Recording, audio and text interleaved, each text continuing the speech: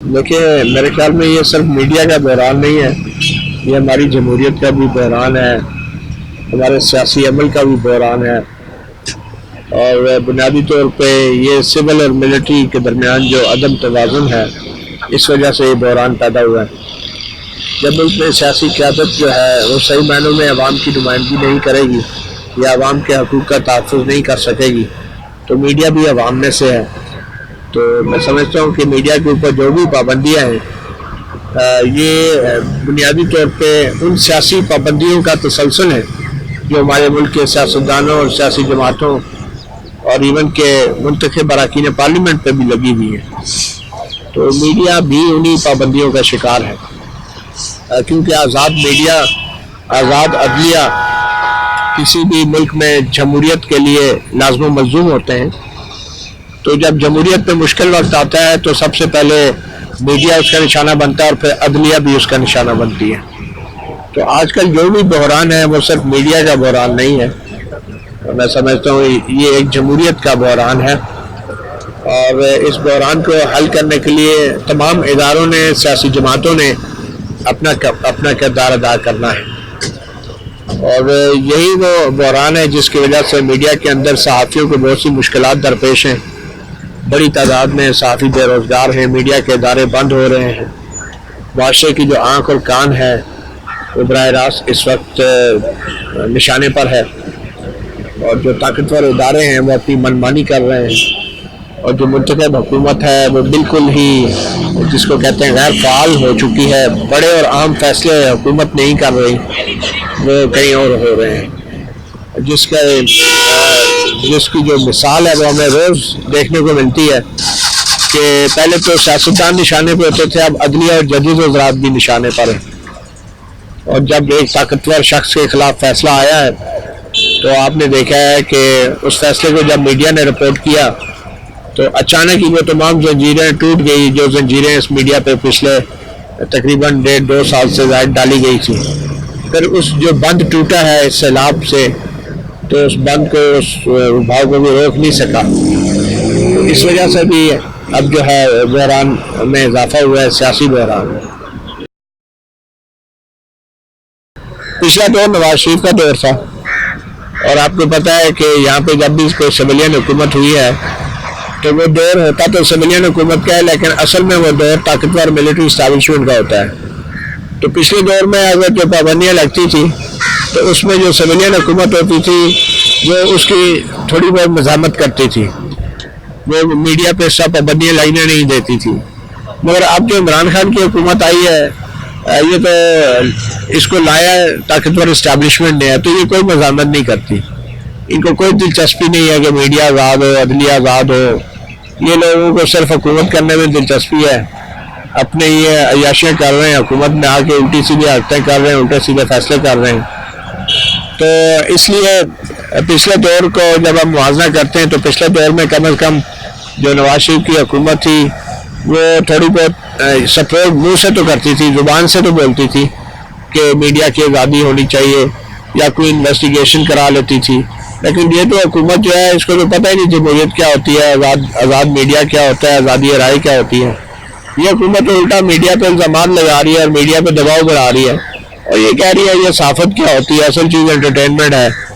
तो ये तो बड़ी खुश है ये हुकूमत, क्योंकि ये तो ममनून है उन लोगों के जो इनको हुकूमत में लेकर आए, और वो लोग जो मीडिया के साथ कर रहे हैं ये हुकूमत इस काबिल ही नहीं है कि उसकी ये मज़ामत कर सके।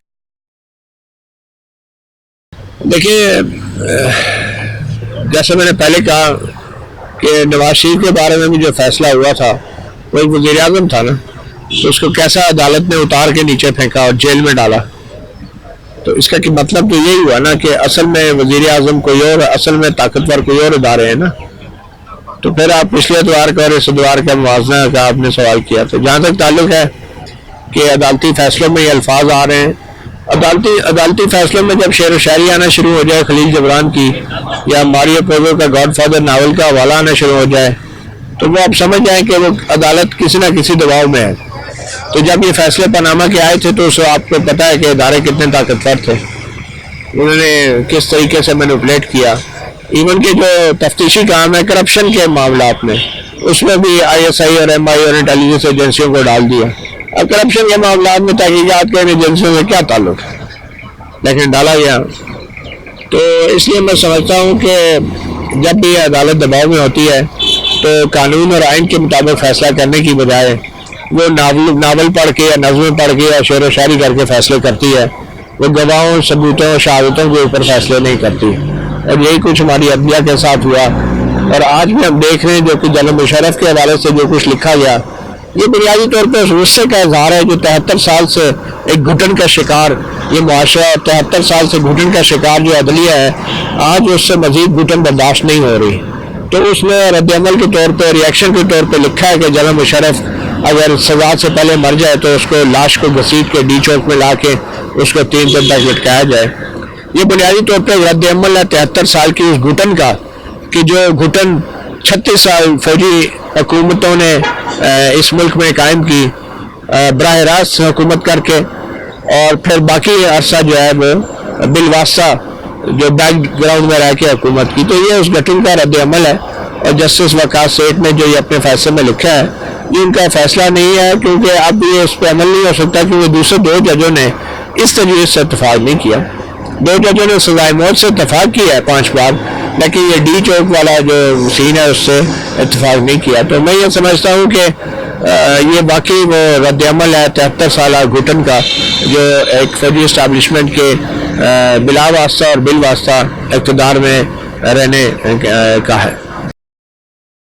میرے خیال میں عدالتی فیصلوں میں ایسے الفاظ نہیں استعمال ہونے چاہیے، مگر اگر ہوتے ہیں تو پھر اس لیے اپیل کا ایک مرحلہ ہوتا ہے کہ آپ اپیل کرتے ہیں، وہ الفاظ حذف کر دیے جاتے ہیں. یہ ایک معمول کی بات ہے. لیکن ججوں کی طرف سے ایسے الفاظ کو استعمال کرنے کو بنیاد بنا کے ان ججوں کے خلاف کوئی ریفرنس دائر کرنا یا ان کو اپنے عہدوں سے ہٹا دینا، یہ ایک انتہائی خطرناک رجحان اور ایک خطرناک ایک ٹرینڈ بن جائے گا. تو اگر یہ ٹرینڈ آگے چلتا رہتا ہے، یہ رجحان چلتا رہتا ہے، تو پھر تو کوئی جج بھی جو ہے وہ فیصلہ نہیں دے سکے گا. تو میرے خیال میں برداشت کریں. فروغ نسیم صاحب اور اٹارنی جنرل صاحب نے جو کچھ اس قوم کے ساتھ کیا ہے، یا جو بددیانتی انہوں نے جنرل مشرف کے مقدمے میں دکھائی ہے بطور اٹارنی جنرل اور بطور وزیر قانون، اس بددیانتی کے بعد فیصلوں کے اندر سخت الفاظ کا استعمال نہیں ہوگا تو پھر کیا ہوگا؟ دیکھیں، پہلی بات تو یہ ہے کہ جنرل مشرف کا فوج سے اب کوئی تعلق نہیں ہے. وہ ایک سیاسی جماعت کے سربراہ ہیں اور وہ الیکشن بھی چترال سے کنٹیسٹ کر چکے ہیں. تو میرے خیال میں فوج کے ترجمان کو وردی پہن کے اس طرح کا بیان نہیں دینا چاہیے تھا اور نہ ہی پریس ریلیز جاری کرنی چاہیے تھی. جنرل مشرف کا فوج سے کوئی تعلق نہیں. اب وہ ایک سیاستدان ہے. اب یہ کہنا تو بڑی غلط بات ہے کہ 40 سال جو ہیں وہ فوج کے میں سروس کیا انہوں نے اور فوج کے سربراہ ہیں، انہیں جنگیں لڑی ہیں، وہ غدار نہیں ہو سکتے. ہماری فوج میں کئی بار مبینہ طور پہ جاسوس افسران کو سزا موت بھی دی جاتی ہے، تو ان کو جیل بھی بھیجا جاتا ہے.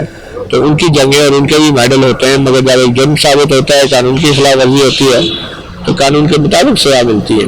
فوجی عدالتیں اور court martial, field general court martial, یہ سارا قانونی عمل اس لیے رکھا جاتا ہے کہ بڑے سے بڑا افسر جو ہے وہ قانون سے بالاتر نہیں ہوتا، قانون کے ماتحت ہوتا ہے. تو جنرل مشرف نے بھی 3 نومبر 2007 کو جو کیا وہ آئین سے سنگین غداری تھی، اور سپریم کورٹ کے 14 ججوں نے پہلے ہی قرار دے دیا تھا کہ سنگین غداری ہے، اور اس کے اوپر وفاقی حکومت نے انویسٹیگیشن کی اور ان پر مقدمہ بنایا.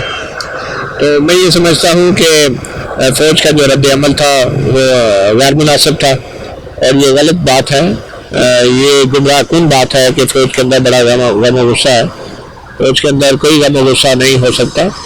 ایک فوجی افسر جب حلف اٹھاتا ہے آئین کے دفاع کا تو وہ کسی کا ذاتی ملازم نہیں ہوتا، کسی آرمی چیف کا وہ ذاتی ماتحت نہیں ہوتا، وہ ادارے کا ماتحت ہوتا ہے، وہ آئین اور قانون کا ماتحت ہوتا ہے، حکومت کا ماتحت ہوتا ہے. تو اس لیے جنرل مشرف ایک فرد واحد ہے اور اس کی کوئی روحانی حیثیت نہیں ہے کہ جس کے پیچھے 6 لاکھ کے مریض جو ہیں وہ اس کو سزا ملنے پہ غصے کا اظہار کریں. ہماری 6 لاکھ کی پروفیشنل آرمی ہے، کوئی مرید نہیں ہے کسی پیر کے کہ وہ جو ہے اپنے پروفیشنل کام چھوڑ کے اور اپنی فوج اور اپنے ادارے کی عزت اور وقار چھوڑ کے اس شخص کے غلط کاموں کو بھی سپورٹ کریں، اور جو غلط کام کرے گا اس کو سزا ملنی چاہیے. ساری دنیا میں یہ قانون لاگو ہوتا ہے، اور آئین سے سنگین غداری کی سزا اب جبکہ عدالت میں ثابت ہو چکی ہے، خصوصی عدالت میں تو فوج کے ترجمان کو اور فوج کے چند لوگوں کو اپنے آپ کو جنم و شرف سے دور کرنا چاہیے، کیونکہ فوج جو ہے وہ وفاقی حکومت اور پاکستان کا ایک ماتحت ادارہ ہے، وہ فوج کوئی حکمران نہیں ہے، اور فوج جو ہے اس کو ایک ڈسپلن میں جو ہے رہنا بہت ضروری ہے، کیونکہ اگر ڈسپلن نہیں ہوگا تو وہ ادارہ بطور فوج کام نہیں کر سکے گا۔ میرے خیال میں پاکستان کی 73 سالہ تاریخ میں جو پہلی بار ایک فوجی حکمران کو آئین سے سنگین غداری کا مرتکب قرار دے کر سزائے موت کی سزا دی گئی ہے، یہ ایک تاریخ ہے، یہ ایک سنہری تاریخ ہے۔ اس سے پہلے کی تاریخ میں ہم صرف یہ سنتے تھے کہ ایک وزیر اعظم کو قتل کے جھوٹے مقدمے میں پھنسا کر بنا کر سپریم کورٹ نے اسے پھانسی کی سزا سنا دی، اور ان میں سے کئی ججوں نے بعد میں اعتراف کیا کہ ہم نے جنرل ضیاء الحق کے دباؤ میں یہ سزا اس کو سنائی تھی، اور اس سزا کو آج بھی عدالتی قتل کے طور پہ یاد رکھا جاتا ہے۔ تو میں یہ سمجھتا ہوں جناب مشرف کو جو سزا موت دی گئی ہے اس پہ عمل درآمد بھی ہونا چاہیے، اور اس فیصلے کے بعد ہم کم از کم اپنے بچوں کو یہ بتا سکیں گے، اپنی نسلوں کو یہ بتا سکیں گے کہ ہاں ہماری زندگی میں ہمارے ہوتے ہوئے اگر ایک وزیر اعظم کا عدالتی قتل کیا گیا تو مگر ہماری عدلیہ نے، ہمارے ججوں نے ایک فوجی عامر کو بھی سزائے موت سنائی تھی۔ وزیر اعظم کا تو عدالتی قتل ہوا تھا، مگر فوجی عامر کو قانون و انصاف کے تقاضے پورے کرتے ہوئے جو ہے وہ سزائے موت سنائی گئی تھی، اور 5 بار سزائے موت سنائی گئی تھی۔ اور خاص کر پارہ 66 میں جو کہا گیا کہ اگر وہ بیمار ہو کے پہلے فوت ہو جاتے ہیں اور ان کی لاش کو گھسیٹ کے ڈی چوک میں لا کے اس کو 3 دن تک لٹکایا جائے، اس کے بات پہ عمل تو نہیں ہو سکتا، مگر تاریخ میں اس جملے کو ایک فیصلے کے طور پہ نہیں تو اس گھٹن کے رد عمل کے طور پہ ضرور یاد رکھا جائے گا، اور اس کو سنہری حروف میں لکھا جائے گا اس پورے فیصلے کو، کہ جو گھٹن جو ہے پچھلے 73 سال سے یہ ملک، یہ قوم اور ہمارے آئینی ادارے جس کا سامنا کرتے رہے۔ مجھے نہیں معلوم کہ یہ حقائق کوئی اتنا خطرناک ہے، اس میں کوئی مجھے تو وہ چیز نہیں لگتی، جو حقائق ہیں وہ سب کے سامنے ہیں۔ برا لگ سکتا ہے اور اچھی بھی چیزیں لگتی ہیں لوگوں کو، بری بھی لگتی ہیں، لیکن آپ یقین کریں مجھے ایک بات ضرور معلوم ہے کہ لوگ اگر خود بولتے نہیں ہیں سچ بات، تو وہ کم از کم سچ بات سن کے وہ دل میں خوش ضرور ہوتے ہیں، اور وہ اس خوشی کا اظہار کہیں نہ کہیں ضرور کرتے ہیں۔ میرے خیال میں تو جو سپریم کورٹ نے 6 مہینے کا وقت کیا ہے پارلیمنٹ کو قانون سازی کرنے کے لیے، اب یہ پارلیمنٹ کا اختیار ہے کہ وہ کیسے اس کو توسیع جو ہے وہ اس میں ڈالتے ہیں یا نہیں، مگر یہ ایک بہت بڑی مثال قائم ہو جائے گی۔ ہر آرمی چیف جو ہے وہ ایکسٹینشن لینے کے چکروں میں ہوگا، اور ہر آرمی چیف جو ہے اس کے لیے پھر سیاست شروع ہو جائے گی، ویسے فوجی افسران کا جو ہے وہ پھر حق مارا جائے گا، اور وہ جو کمپٹیشن تھا، جو ایک خواہش ہوتی تھی کہ میں اتنے سال بعد آرمی چیف بنوں گا، تو میرے خیال میں وہ مقابلے کی فضا ختم ہو جائے گی۔ وہ صحت مند جو مقابلہ ہوتا تھا، یا جو لوگ محنت کرتے تھے اس اعلیٰ ترین عہدے پر پہنچنے کے لیے، لوگ وہ محنت کرنا چھوڑ دیں گے، تو خدا نہ خواستہ جو ہے اس میں سیاسی ریشہ دوانیاں شروع ہو جاتی ہیں، تو اس سے فوج جو ہے وہ براہ راست سیاست کا شکار ہو سکتی ہے، جو کہ کسی طور بھی ملک اور قوم کے مفاد میں نہیں۔ میری کوشش ہوتی ہے کہ جو غیر مہذب زبان میں سوال کیے جائیں یا جو غلط الفاظ استعمال کیے جائیں میں ان کو اگنور کروں، اور سوال ہر قسم کا کیا جانا چاہیے، کیونکہ ہم خود صحافی ہیں، سوال ہوتے ہیں، لیکن اگر آپ شائستہ زبان میں کریں گے تو اس کا جواب بھی مل سکتا ہے، لیکن اگر جب وہ جو ٹرالز ہوتے ہیں مخصوص اداروں کے یا سیاسی جماعتوں کے، تو ان کو جواب دینا کوئی معنی نہیں رکھتا۔ میرے خیال میں تو ہر لمحہ اچھا ہوتا ہے کہ جب آپ بطور صحافی کسی طاقتور شخص کو جواب دہ بنا رہے ہوتے ہیں۔ دیکھیں عاصم شرازی بڑی سینئر جرنلسٹ ہیں، میں نے ان کا انٹرویو کیا تھا، اور ہم لوگ بھی اب کافی عرصہ ہو گیا اس فیلڈ میں، میرے سے بھی بہت سی غلط ججمنٹس ہو سکتی ہیں پروفیشنلی اسپیکنگ، تو مگر ان کے اوپر بات کرنے میں کوئی حرج نہیں ہونی چاہیے۔ تو وہ صرف ایک پروگرام نہیں تھا حج کا، دوسرے جو سرکاری رہائش گاہیں صحافی ان میں رہ رہے ہیں، جو دوسرے پلاٹوں کے معاملات ہیں ان پہ بھی میں نے بات کی تھی۔ تو یہ ایک آن گوئنگ چیز ہے کہ ہمارا معاشرے میں یہ چیزیں جو ہوتی ہیں ان کے اوپر بات ضرور ہونی چاہیے، مگر اس کا یہ مطلب ہرگز نہیں کہ کوئی شخص نے اگر کسی زندگی کے مرحلے پہ کوئی غلط ڈیسیژن لیا تھا تو آپ اس کو ڈسیزن کو بنیاد بنا کے اس شخص کی کردار کشی شروع کر دیں اور ہمیشہ کے لیے اس کو برا بھلا کہنا شروع کر دیں. ایسا ہو نہیں سکتا, کیونکہ لوگ جو ہیں بہت بدلتے بھی ہیں اپنی زندگی میں, سیکھتے بھی ہیں. تو مجھ سے بھی کئی مسٹیکس ہوں گی پاس میں جو بعد میں نے نہیں دہرائی ہوگی. تو اسی طرح دوسرے بھی صحافی ہیں جو اس پروگرام کا حصہ رہے. مجھے یقین ہے کہ اس ڈسکشن کے بعد, اس بحث کے بعد ان کی زندگی میں بھی کافی بہتری آئی ہوگی, تبدیلیاں آئی ہوگی. اور میں خود سمجھتا ہوں کہ صحافی ایک شاعری کی طرح ہر روز نئی چیزیں سیکھتا ہے, اور میرے میں بھی کافی تبدیلیاں آئی ہیں اور کافی بہتری آئی ہے, اور انسان وقت کے ساتھ ساتھ بہتر ہونے کی کوشش کرتا رہتا ہے. صحافتی برادری آپ کی گلمن ہے اس بارے میں سر؟ ہاں, اس وقت گلا بھی کرتی تھی, سب کچھ کرتی تھی صحافتی برادری. اچھے ظرف والے بھی لوگ تھے جن کے متعلق میں نے پروگرام کیے, وہ مائنڈ نہیں کرتے تھے. بہت کم ایسے لوگ تھے جو شاید بہت مائنڈ کر کے کم ظرفی کا انہوں نے مظاہرہ کیا. میں نے کبھی کسی شخص کے اوپر پروگرام نہیں کیا. میں نے ایک ایشو کو لے کر اس ایشو کے سے متعلق جو کردار سامنے آتا رہا اس کو انٹرویو کرنے کی کوشش کی. تو میرے خیال میں اس میں مائنڈ کرنے والی بات نہیں ہے. اگر ہم دوسروں کے گریبانوں میں جھانکتے ہیں تو صحافیوں کو اپنے گریبان میں جھانکنے پر بھی ناراض نہیں ہونا چاہیے. بہت شکریہ سر. Thank you.